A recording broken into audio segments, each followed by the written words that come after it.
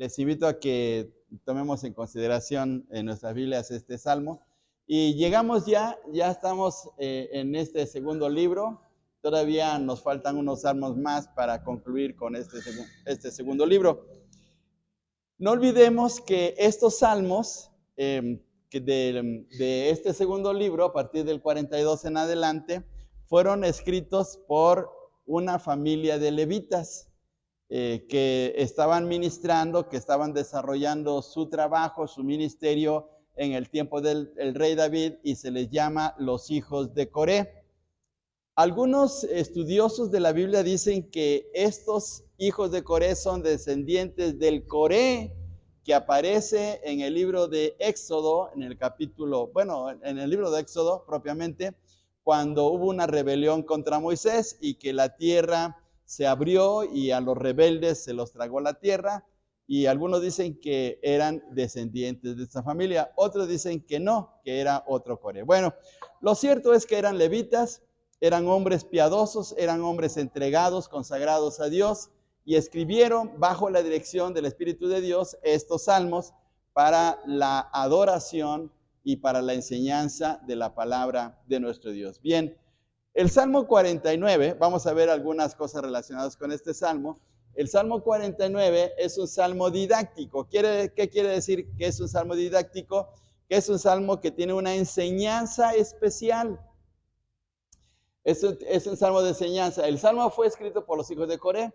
Este salmo hace referencia a la riqueza. Ahora aquí tiene que ver con el tema principal de la riqueza que no puede comprar la redención ni la vida del hombre. Es de veras un tema muy especial, porque aquí vamos a ver que no con oro ni con plata fuimos comprados, sino con algo muy especial, ¿verdad? Que ya sabemos. Bueno, ahorita vamos a ver. Este salmo nos invita a reflexionar sobre la muerte y muestra un rayo de luz sobre la resurrección. Únicamente se menciona a Dios 2 veces. Nada más se menciona 2 veces en este salmo, y con el nombre de Elohim en el texto hebreo, versículos 7 y 15. Entonces, este salmo, que tiene 20 versículos, habla solamente 2 veces de Dios. Ahora vamos a ver aquí la estructura. En este salmo vamos a encontrar 3 cosas muy especiales. Primeramente, un mensaje para todo el mundo. Aquí no es solamente un mensaje para Israel o para alguien especial de los israelitas, sino para todo el mundo. 2, los que confían en los bienes. Ahora nos va a mostrar la enseñanza de aquellos que ponen su atención en las riquezas. Y por último, el número 3, la locura del hombre por poner su mirada en las riquezas. Ese es el tema, o mejor dicho, esos son los 3 asuntos que trata este salmo. Entonces, primeramente, es un mensaje, es un llamado para todo el mundo, un mensaje para toda la gente. Y vean ustedes, por favor, abran sus Biblias ahí en el Salmo 49. Dice en el versículo 1, oíd esto. ¿Quiénes? Pero ¿quiénes deben de escuchar? Pueblos todos, es decir, toda la humanidad, toda la gente, ya sean israelitas, ya sean egipcios, ya sean asirios, etcétera, etcétera, todos deben de escuchar, porque este es un mensaje muy especial para todo el mundo. Bien, entonces los versículos del 1 al 4 tienen que ver con esto. Entonces vamos a entrar en materia de este salmo. Vamos a ver así, no se nos olvide. Primero es un mensaje para todo el mundo. Luego va a hablar acerca de los que confían en los bienes, los que confían en las riquezas. Y tercero, la locura del hombre por confiar en las riquezas. Bien, vamos a ver ahora aquí. Primeramente, vamos a ver este texto, Hebreos 1:1. Dios, dice, Dios habiendo hablado muchas veces y de muchas maneras en otro tiempo a los padres por los profetas. Dios nos habla de muchas maneras, ¿sí? ¿De qué manera Dios nos ha hablado? Pues a veces a través de una circunstancia crítica, a veces de alguna necesidad, a veces a través de una enfermedad. Nos habla a través de su palabra, nos habla a través de la creación, nos habla a través de la conciencia, nos habla a través de una predicación. Entonces Dios nos habla de muchas maneras. Dios siempre busca formas especiales de tocar nuestros corazones. Bien, Vamos a ver aquí. Entonces, Dios está hablando, en este caso a través de su palabra, por el Antiguo, por el Nuevo Testamento. Él se comunica con el hombre. Dios desea que el hombre lea su palabra porque Dios está hablando a través de ella, ¿sí? La mejor manera de saber la voluntad de Dios, de lo que Dios quiere, de lo que Dios nos manda, es a través de su palabra. Porque si nos guiáramos por nuestra conciencia, bueno, cada quien pensaría de manera diferente. Pero Dios nos ha dado este libro en donde su palabra nos está hablando. Entonces, la comunicación con el hombre. Vamos a ver Deuteronomio capítulo 4, versículo 12, por favor. Alguien que nos lea con voz fuerte y clara este texto. Deuteronomio 4:12, por favor.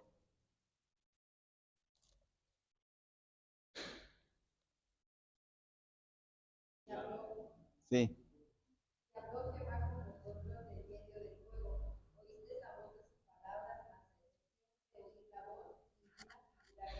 Muy bien. Aquí Moisés se está refiriendo cuando Dios les estuvo hablando en el monte Sinaí y dice que escucharon su voz, escucharon la voz de Dios, pero no escucharon o no vieron nada.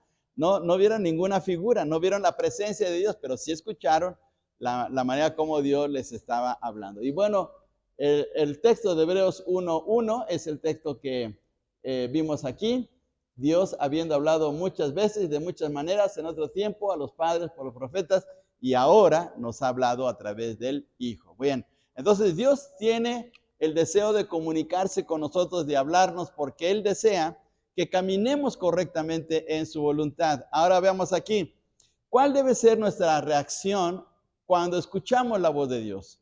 ¿Cuál debe ser nuestra reacción cuando Dios nos está hablando? Bueno, entonces debe haber un entendimiento a su palabra. Debemos de entender lo que Dios nos está hablando.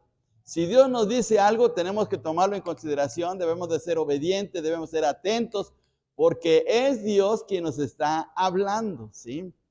Y la razón de por qué tenemos que aceptar la voz de Dios es porque lo hace con autoridad. Él es Dios. Él es el dueño de nuestras vidas, es el Dios de la creación y por lo tanto debemos de estar atentos y poner entendimiento a lo que Él nos dice a través de su palabra. Dios se comunica, pero debemos de entender lo que Él está diciendo. ¿Cómo vamos a entender lo que Dios nos dice? Bueno, pues ahora viene aquí. La obra del Espíritu de Dios es muy especial porque alguien puede decir, bueno, yo no le entiendo la Biblia o le entiendo a mi manera. Pero Dios se revela a través del Espíritu Santo y nos capacita, nos da el entendimiento, nos ilumina para que podamos entender tanto el Antiguo como el Nuevo Testamento y poder interpretar correctamente lo que Dios nos dice, ¿sí? Entonces Dios habla a nuestro corazón mediante el Espíritu Santo, nos da la capacidad de poder entender su palabra y de esta manera poder vivir en la manera como Él le agrada, ¿sí? Entonces, no olvidemos que uno de los ministerios del Espíritu Santo, como lo dice en el Evangelio de Juan, es venir a convencer al hombre de su necesidad de Dios, de que está en una condición pecaminosa y que necesita de Dios. Y entonces, cuando aceptamos el mensaje del Señor Jesucristo, nacemos de nuevo, estamos en una experiencia diferente, y ahora sí podemos entender su palabra. Bien, entonces Dios nos habla a través del Espíritu Santo. Bien, ahora veamos aquí. Dios tiene un mensaje para toda la gente. El versículo 1 del Salmo 49 dice, oíd esto, pueblos todos, escuchad, habitantes de todo el mundo. Es un mensaje para toda la gente. ¿Y para quién es el Evangelio?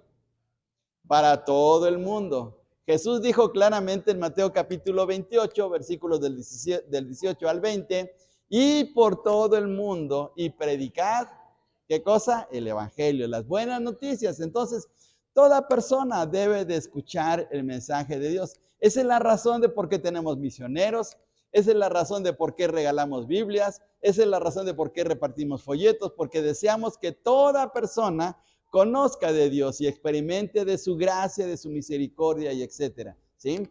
Y dice el versículo 2, así los plebeyos como los nobles. el rico y el pobre juntamente. Es decir, que no importa la condición social, no importa si es una persona muy preparada o es de baja clase social, si es un hombre entendido o es un hombre que no es muy académico, pero todos deben de escuchar la palabra de Dios. Vamos a ver aquí. Aquí vamos a ver los plebeyos. ¿Quiénes son los plebeyos? Los que son de la plebe. Los que son de la plebe. Como les dice Chapulín Colorado, los que son de la chusma. ¿Sí? Los que somos de la chusma. Bueno, pues la gente de la clase social más baja. En el tiempo del Antiguo Testamento había clases sociales. Todavía en la India hay clases sociales. ¿Sí? Y es una cosa así muy, muy especial porque no se mezclan de las clases altas con las clases bajas, ¿sí? Por ejemplo, ustedes han escuchado o han visto las bodas en Inglaterra, donde los príncipes ingleses se han casado con muchachas que no son de la realeza y que ha habido una crítica muy fuerte, porque está el problema de las clases sociales. Pero Dios desea que todas las personas escuchen su palabra. Los plebeyos. Ahora, ¿quiénes son los nobles? Los que son de la aristocracia, la clase gobernante, los que están por encima. Entonces Dios desea que los nobles, los aristócratas, los plebeyos, la gente de clase baja, escuche su palabra. La palabra de Dios es para todos. Y los ricos, los que tienen el poder económico, los pobres, los que no tienen recursos económicos, pero todos deben escuchar el mensaje del Señor. Entonces Dios ama a toda persona y Dios desea que a toda persona le vaya bien en su relación con Él. Por eso Dios desea que le escuchen. Bien, ahora, dice el en este pasaje o en este salmo, Salmo 49:4, inclinaré al proverbio mi oído, declararé con el arpa mi enigma. Entonces, volvemos otra vez a repetir. Dios nos habla de muchas maneras. A veces nos habla a través de un salmo, a veces nos habla a través de un proverbio, a veces nos habla a través de una profecía, a través de una parábola, a través de un mensaje directo, etc. Dios nos habla de una manera. Entonces, los recursos de Dios son ilimitados. Los recursos de Dios son muchos y Él utiliza diferentes maneras para poder hablarnos. El salmista dice, pues voy a utilizar el proverbio, voy a utilizar el enigma para poder despertar la conciencia y que la palabra de Dios quede en los corazones de las personas que escuchan el mensaje de Dios. Ahora, ¿qué son los proverbios? Los proverbios reciben el nombre de refranes en la Biblia también. Vamos a ver un ejemplo. Por favor, alguien que nos lea Ezequiel 16:44. Ezequiel 16:44. Alguien que sea rápido en la esgrima, por favor.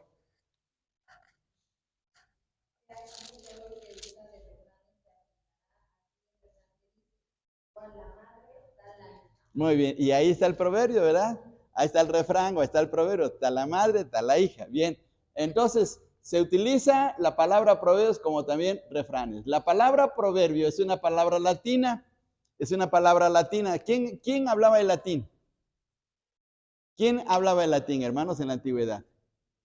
Los romanos hablaban el latín. Bueno, pues esta palabra, la palabra proverbio, proviene del latín, que significa de pro, antes, y verbo, palabra, que significa, un proverbio es una sentencia, adagio o refrán expresado con pocas palabras, según el diccionario de lo pequeño de Larousse Ilustrado, etc.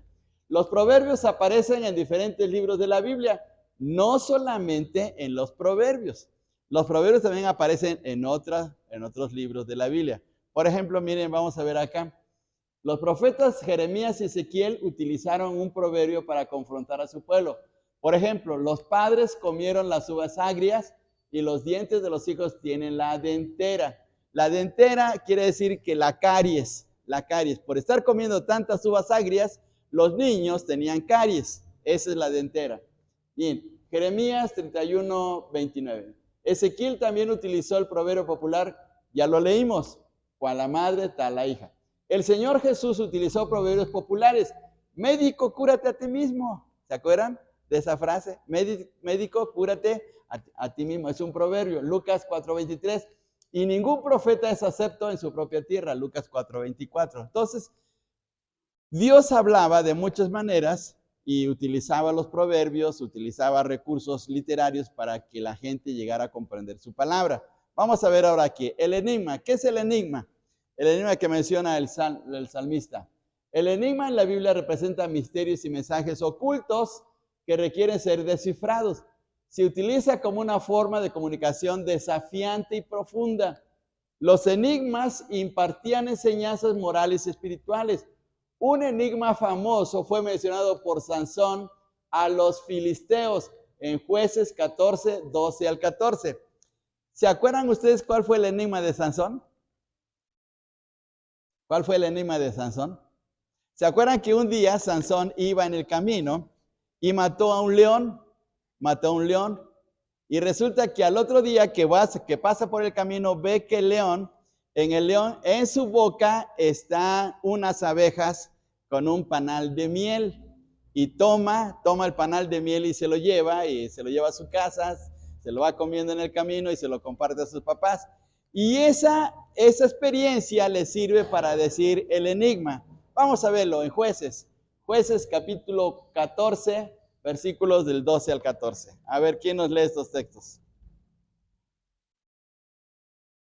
Jueces 14, del 12 al 14. ¿Quién nos lee?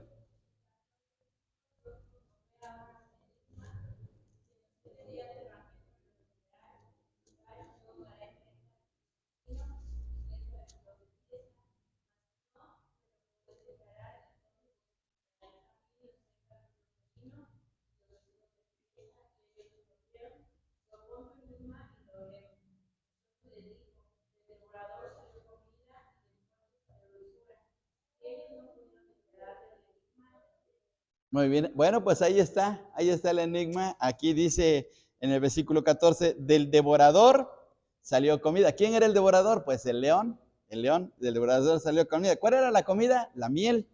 Y dice, y del fuerte salió dulzura. El fuerte es otra vez el león, la dulzura es la miel. Eso es lo que les estaba diciendo así Sansón. Bien, y encontramos también en la Biblia que el profeta Daniel tenía la capacidad de descifrar enigmas. Fíjense bien, era tan sabio, era un hombre que tenía la sabiduría de parte de Dios, que era excelente en descifrar enigmas. Vamos a Daniel 5:12, por favor.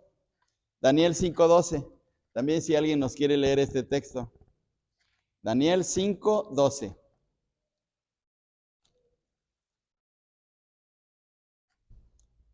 ¿Alguien que nos lea?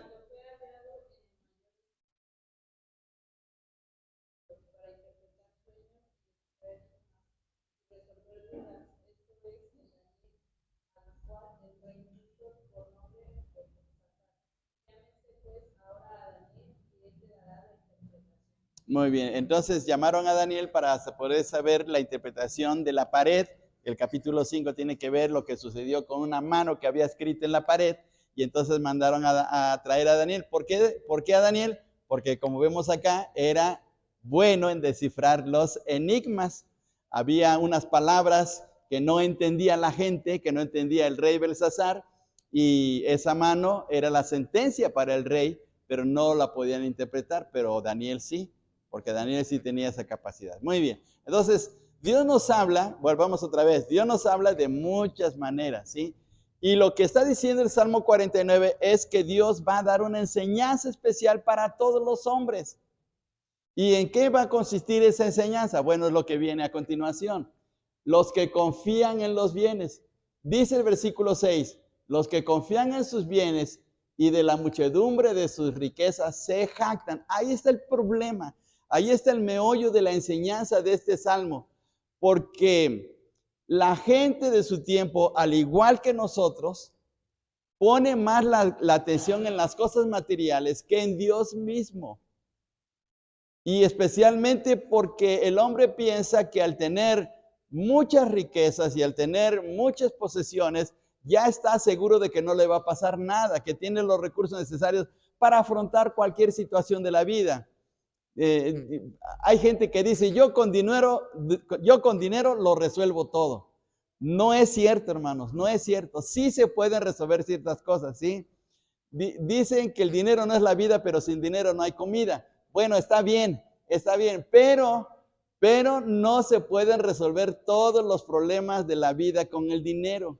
Y especialmente en relación a la vida eterna. Y Dios les está hablando a toda la humanidad, diciéndole que debe de poner mucha atención porque aunque Dios da los recursos y en un momento dado Dios provee para cada necesidad de nuestras vidas, no debemos de poner nuestra confianza en ellas. Bien, ahora veamos por ejemplo lo que dice aquí Lucas 12:15. La vida del hombre no consiste en la abundancia de los bienes que posee. Hay personas que tienen muchas posesiones, pero viven una vida triste, una vida amargada, una vida sola. Viven en unos conflictos tremendos. ¿Quién cree que se preocupa más, el pobre o el rico? El rico se preocupa más, por eso pone cámaras de seguridad, pone vigilancia, pone muchas cosas, porque está temeroso de que le vayan a hacer algo por todo lo que tiene, ¿sí? Y, por ejemplo, los que no tenemos, pues, que me asalten, pues, que se lleven mi cartera, ni cabo ni tiene nada, pues, ¿eh?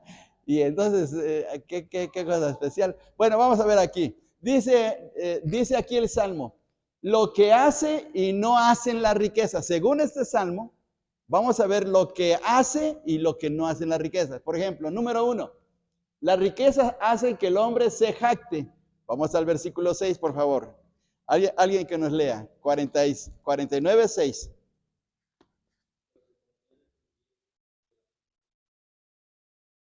Entonces, ¿qué hacen las riquezas?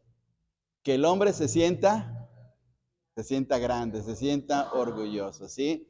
Por eso es que la gente que tiene muchas posesiones o que tiene mucha riqueza, se cree la que puede mandar a cualquier persona como quiere, a su antojo, ¿sí?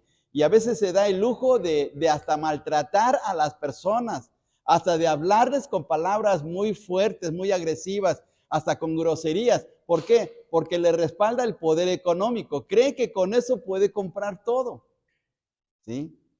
¿Sí? ¿Han visto personas así que de negocios grandes y que su manera de comportarse con sus empleados es así muy agresiva? Porque se cree el muy importante, se cree que tiene todo el mundo ganado, que tiene todo el mundo a sus pies. Pero eso no. Tarde o temprano las riquezas se vienen abajo. Entonces, ese es el gran problema de la riqueza. Hace que el hombre se sienta orgulloso. Ahora, espiritualmente, ¿quién busca más a Dios, un pobre o un rico? Pues un pobre busca más a Dios, porque el rico dice, no necesito de Dios. ¿Para qué buscar a Dios si lo tengo todo? Entonces, ¿qué problema tan serio es en la vida espiritual? Las riquezas, porque pueden estorbar la vida espiritual. Como vimos en el texto, la vida del hombre no consiste en la abundancia de los bienes que posee, ¿sí? Pero hay quienes ponen tanta atención, se esmeran para tener todo lo que más pueden, ¿sí? Para poder pensar que tienen su vida asegurada, pero no es cierto, ¿sí? Bien, vamos a la segunda cosa. Lo que no hace, las riquezas no compran la redención. Bien, esa es la clave, versículo 7. ¿Alguien los quiere leer, por favor?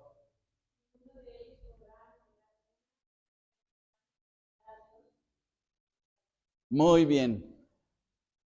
En el Antiguo Testamento había la oportunidad de que si un familiar perdía su tierra, perdía sus bienes, perdía sus casas, por alguna situación, podía ser que un familiar lo rescatara.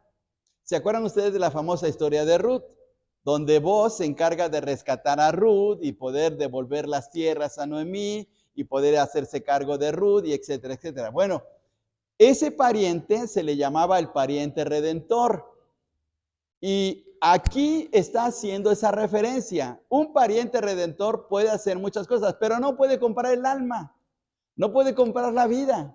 No le puede decir a Dios, ¿cuánto vale la vida de mi hermano? ¿O cuánto vale mi vida? Y te lo pago. Eso no puede ser. Fíjense bien el segundo renglón del versículo 7.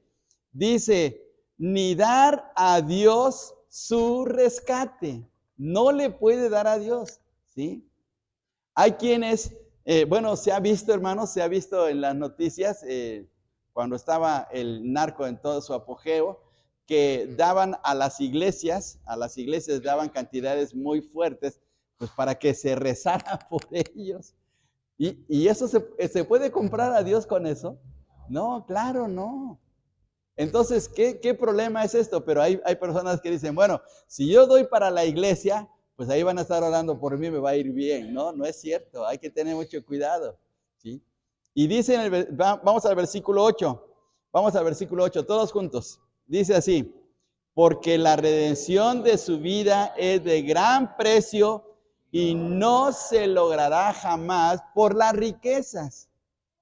Por las riquezas no se va a poder lograr la compra del alma, ¿sí? ¿Cuánto vale nuestra alma? Hace años, aquí vimos un drama, no recuerdo si lo vimos o lo hicimos, que se llama El precio de un alma, así se llamaba ese drama. Y resulta que, pues la persona, el protagonista, el personaje principal, pues buscaba la manera de cómo negociar a través de la hechicería, a través de la riqueza, a través de la ciencia, etcétera, pues tener la seguridad de su propia vida, pero pues no se puede comprar. La vida es tan valiosa y tan especial para Dios, ¿sí? Entonces, las riquezas no compran la redención. Versículo 10. Vamos al versículo 10. ¿Quién nos lee?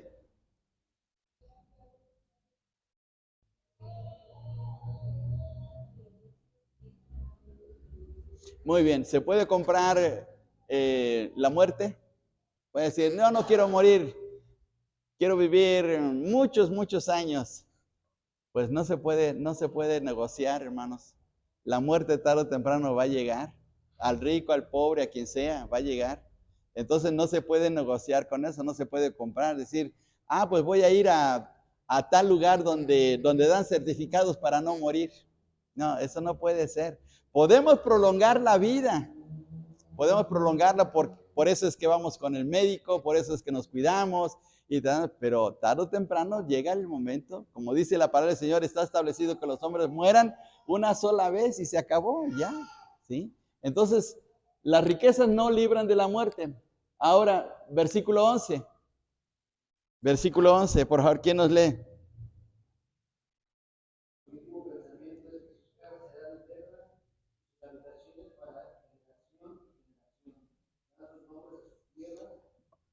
Muy bien, hasta ahí nada más. El hombre piensa que sus bienes van a permanecer por siglos, por siempre. Y no es cierto, no es cierto. A la hora de que se muere una persona, ¿a quién se le quedan sus posesiones? Pues quién sabe, pues a lo mejor se le quedan a los hijos, a los nietos, o se le queda al vecino, ¿sí? Me contaron la historia de que un vecino se fue a Estados Unidos y le encargó a su compadre su casa y le dijo, compadre, te dejo mi casa. Y resulta que cuando regresa por su casa, ya no se la dan, ya no se la regresan. Entonces es un problema eso. Y uno piensa, es que mi casa va a tardar 100, 200 años. No, no es cierto. Qué tremendo. Luego, por último, versículo 12. Miren la manera cómo argumenta el salmista de aquellos que ponen su confianza en la riqueza. Versículo 12. ¿Cómo dice todos juntos? Mas el hombre no permanecerá en honra. Es semejante a las bestias que perecen. Es decir, lo que le pasa a un animalito, de que tarde o temprano se va a morir, le va a pasar lo mismo al rico, al pobre, al quien sea. Tarde o temprano le va a pasar lo mismo, ¿sí? Así es que, ¿en dónde está poniendo su confianza ese hombre? Pues el hombre que no piensa correctamente, que piensa en sí mismo, dice, no, es que con los bienes que tengo, con eso salgo adelante, ¿sí? Con eso ya tengo arreglada toda mi vida, ¿sí? Voy a llegar a mi vejez, me voy a quedar en mi casa tranquilamente, al cabo ya tengo todos mis graneros llenos, no hay ningún problema, pero no sabe lo que va a pasar, ¿sí? Bien. Dice, vamos a ver este texto, versículo 7. Ninguno de ellos podrá en manera alguna redimir al hermano, ni dar a Dios su rescate, como lo vimos acerca de la redención. Vamos a ver la condición espiritual del hombre. ¿Por qué no se pueden comprar las riquezas? No pueden comprar la riqueza nuestra redención. Primero, porque es un problema espiritual muy fuerte. La condición del hombre.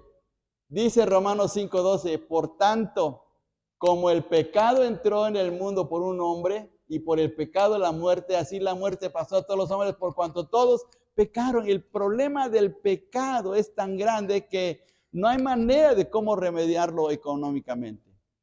Aunque trajéramos todo el dinero del mundo, no se podría obtener la redención de una persona, ¿sí? Por la situación de que el pecado es algo tan grave a los ojos de Dios, ¿sí? Bien, ahora veamos esta situación, veamos esto, ¿sí? La imposibilidad de la salvación, la justicia y la santidad divina son tan altas, son tan estrictas, son algo tan especial que el hombre no puede. El hombre tiene este problema. La justicia humana está contaminada. Es una justicia contaminada y lo estamos viendo ahorita con el problema del poder judicial, ¿sí? ¿Cuántas cosas no están saliendo de la corrupción que hay en la justicia de nuestro país? A ver, vamos a Isaías 64:6, por favor. Isaías 64:6, alguien que nos lea.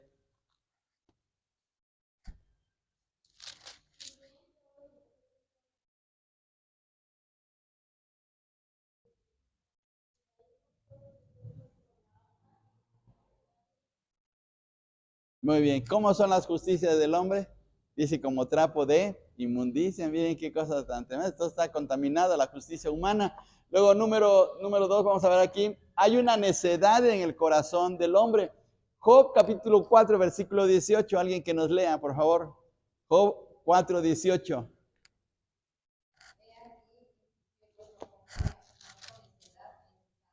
Aún en los mismos ángeles dice que notó necedad. Fíjense bien, qué cosa tan especial. Si hay necedad en los ángeles que fueron creados perfectamente, pues cuánto más en el hombre.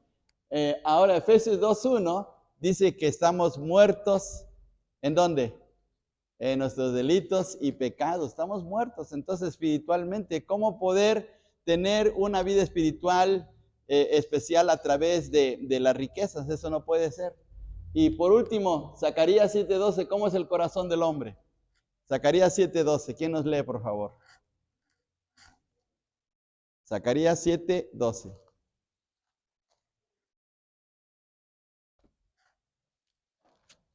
¿Sí sabemos dónde está Zacarías? Sí.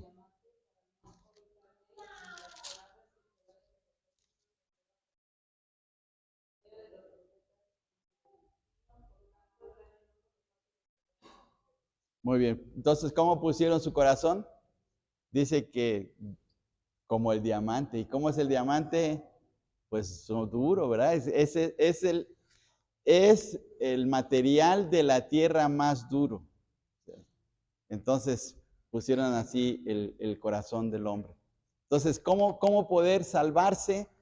¿Cómo poder salir de esta situación tan crítica en la vida espiritual cuando el mismo pecado nos hunde? Si no hay manera, no hay forma de cómo solucionar, ni siquiera con todas las riquezas del mundo. Entonces, ahí está la situación. Bien, vamos aquí ahora. Dice este texto, 1 de Juan 3:5. Y sabéis que Él, ¿quién es Él, hermanos? El Señor Jesús, exactamente. Que Él apareció para quitar nuestros pecados porque no hay pecado en Él. Y esa es la razón. La única manera de ser salvo es a través de Cristo. La redención se obtiene a través del Señor Jesucristo, quien a través de su vida, con el pago que Él hizo de su propia sangre, es que podemos ser redimidos. No hay manera alguna de poder ser salvo humanamente, ¿sí? No importa que la persona sea tan poderosa, que tenga todo lo necesario, nunca va a poder salir adelante. Hay un jeque en Arabia que gana $100 millones cada día. Imagínense, hermanos. Pero aún así no puede comprar su vida, no puede comprar su salvación, aunque gane eso, ¿sí? Es un jeque petrolero, o sea, se gana muchísimo, pero ni aún así porque tiene que ser a través del Señor. Y dice aquí el texto, vamos a leer todos juntos este texto, por favor. Primera de Pedro 18 al 19 del capítulo 1. Sabiendo que fuisteis rescatados de vuestra vana manera de vivir, la cual recibiste de vuestros padres, no con cosas corruptibles como oro o plata, sino con la sangre preciosa de Cristo, como de un cordero sin mancha y sin contaminación. Hay un himno que dice, el oro y la plata no me han redimido, ¿sí? Entonces, no es a través de las cosas materiales, sino a través de la sangre del Señor Jesús. Entonces, eso es lo que nos está enseñando este salmo. Bien, ahora vamos a ver aquí la locura. Para terminar, ya vamos a terminar con este salmo, Salmo 49. La locura del hombre. ¿En dónde está la locura del hombre? Dice el versículo 13. Este es su camino, el camino de poner la atención en las cosas materiales es locura. Con todos sus descendientes se complacen en el dicho de ellos. Es decir, sus hijos siguen creyendo lo mismo que el papá. Caen en el mismo error. Caen en la misma trampa pensando que, con las posesiones puedes salir adelante en tu vida. No, necesitamos de Dios. Bien, ahora vamos a ver aquí. La confianza en las riquezas. Primero, dan una mala enseñanza, como dice el versículo 13, porque los hijos continúan con la misma manera de pensar. Versículo 14, la muerte nos llega a alcanzar. Versículo 14, alguien que nos lea, por favor.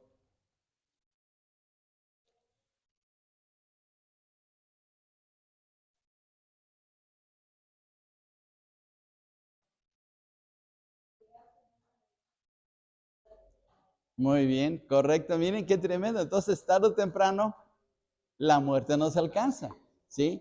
Y versículo 17, lo que siempre se ha dicho. A ver, versículo 17.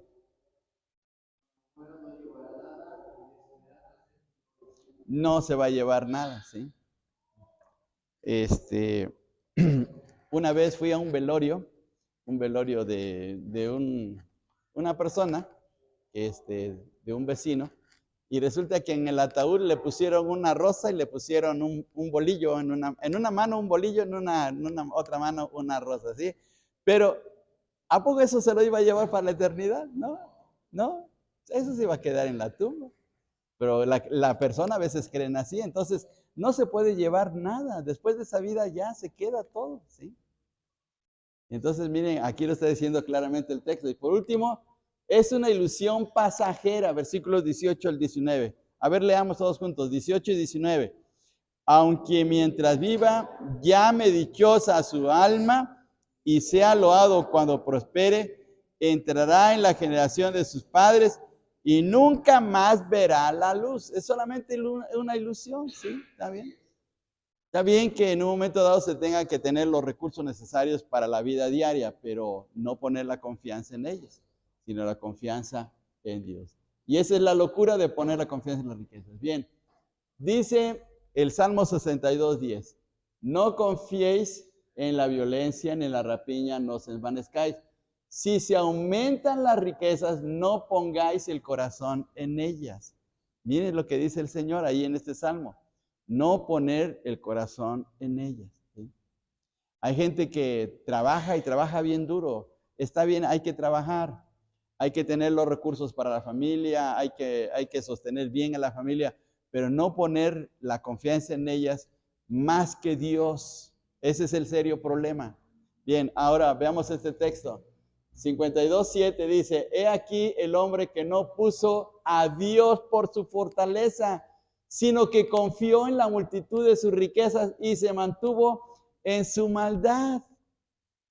Él pensó que con eso ya salía adelante. No puso a Dios en primer lugar. Y veamos ahora este texto. Dice Lucas 12:20, dice el Señor Jesús, pero Dios le dijo, necio, esta noche vienen a pedirte tu alma, y lo que has provisto, ¿de quién será? ¿Sí? Entonces, miren qué sorprendente es esto, ¿sí? Porque la vida que tenemos es pasajera, pero hay quienes no ponen atención en su vida espiritual. Y ahora termina el Salmo 44 con el versículo 5. Pero Dios redimirá mi vida del poder de Seol, porque Él me tomará consigo. El que confía en Dios, el que pone su confianza en Dios, sabe y tiene la seguridad que después de esta vida va a estar en la presencia del Señor, porque ha puesto su confianza en Dios. Miren qué cosa tan tremenda. Dice el texto, pero Dios redimirá mi vida del poder de Seol. Aquí la palabra Seol no es el infierno, es la tumba, es decir, la muerte. Dios, después de esta vida, yo voy a seguir viviendo, porque voy a estar con Dios, ¿sí? Porque he puesto mi confianza en Él, no en la riqueza, no en las cosas materiales, sino en Dios. Y ahí está la bendición. Bien, entonces, ¿qué aprendemos de este salmo, hermanos? ¿Qué aprendemos de este salmo?